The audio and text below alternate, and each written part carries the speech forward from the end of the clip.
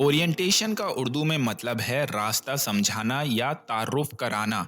जब हम किसी नई जगह जाते हैं, कोई नई चीज सीखते हैं या किसी नई जिंदगी का आगाज करते हैं, तो हमें उसके बारे में रास्ता दिखाया जाता है और उससे मुताल्लिक चीज़ों का तारुफ कराया जाता है। इसको ही ओरिएंटेशन कहते हैं। फॉर एग्जाम्पल, अगर आप किसी नई कंपनी में ज्वाइन करते हैं तो वो आपको ओरिएंटेशन प्रोग्राम दिया जाता है जिसमें आपको कंपनी के बारे में, आपके काम के बारे में और टीम मेंबर्स से तारुफ कराया जाता है। यहाँ हमने ओरिएंटेशन के मीनिंग्स और उसकी मिसाल देखी। उम्मीद है इससे आपको ये अंग्रेजी लफ्ज समझ में आ गया होगा। अगर आपको कोई और अंग्रेजी लफ्ज की मीनिंग जानने हैं तो कमेंट सेक्शन में ज़रूर बताएं।